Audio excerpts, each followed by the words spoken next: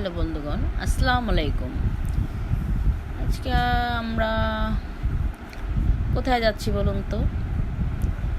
যাচ্ছি, আচ্ছা ঠিক আছে, পরেই বলি। আমরা ঘুরতে, এখন রাস্তায় ঘুরতেছি, রাস্তাগুলো দেখছি। তবে মধ্যরাতে বলা যায়, মধ্যরাতে বলতে এটা হচ্ছে আপনার 12টার দিকে।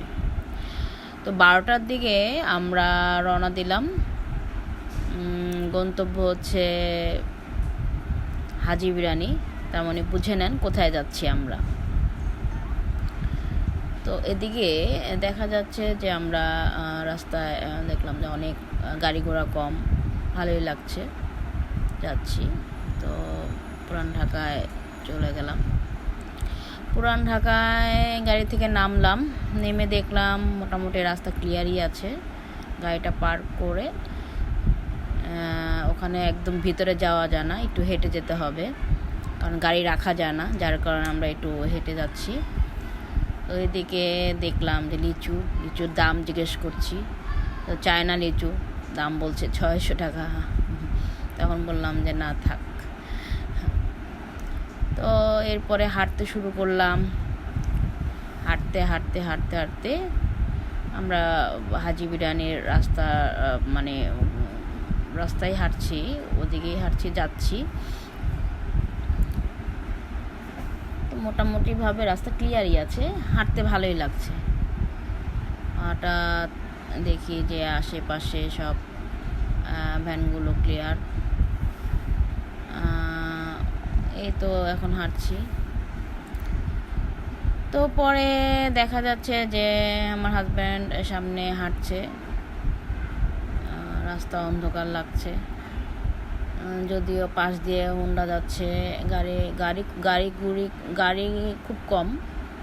পুরান ঢাকার রাস্তা তো জানেনি, খুব একদম চাপা, একদমই দুই সাইড থেকে এতই চাপা যে হাঁটা যায় না। গাড়ি তো যাওয়ার কথা, যাওয়া অত দূরের কথা, কিন্তু হাঁটা যায় না।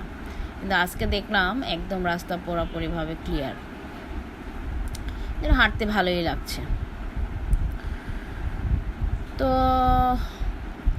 এদিকে দেখলাম রাস্তার দুই পাশে দেখতে দেখতে যাচ্ছি,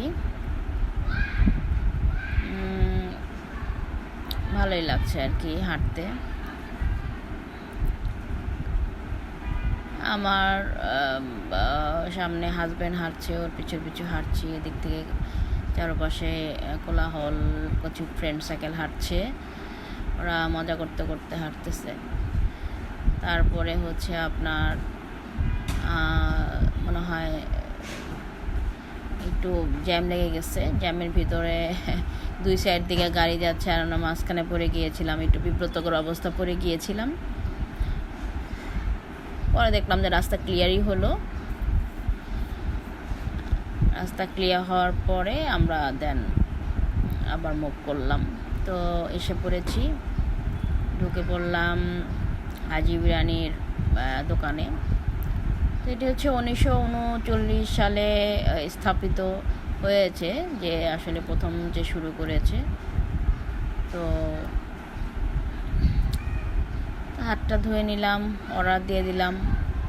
বলল খাবার আসতে একটু লেট হবে, 5 মিনিট লেট হবে, নতুন খাবার তৈরি হচ্ছে। তো দেন আমরা হাতটা ধুয়ে বসে নিলাম। দেখলাম যে কাঁচামরিচ ডিসপ্লে করা আছে এখানে।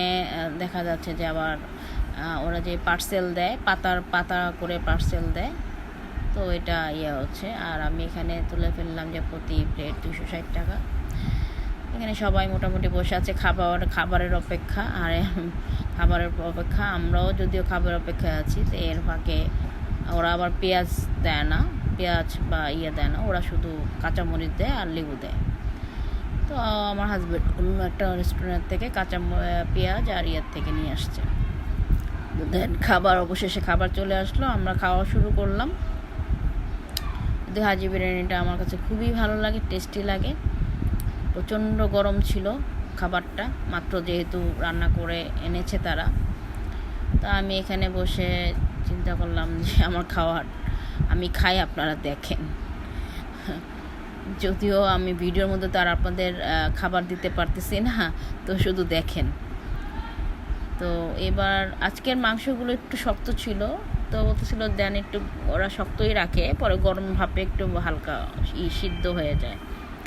তা আমরা তো মাত্র শুরু করলাম, যার কারণে একটু তো এলাচ ময়লা পেলাম। খেতে খুবই স্বাদ লাগলো, খুবই ভালো লাগছে, পেঁয়াজ লেবু সব মিলিয়ে। তো শেষে আমার খাবার শেষ, এখন আবার হাত ধুয়ে পরে দেন আমি আবার মুভ করলাম। আমার হাজব্যান্ড এখান থেকে দেখা গেল যে পেমেন্ট দিয়ে দিল, টাকাটা দিয়ে দিল। বিল আসলো আমাদের দুজনে 800 টাকা। তো এই তো এখন টাকা পয়সা ক্লিয়ার করে দেন আমরা মুভ করব। তো উনি টাকা গুনছে, ভাঙতি টাকা। তো আমরা দেওয়া শেষ, আবার নেমে গেলাম। চিন্তা করলাম যে একটু চা খাওয়া দরকার।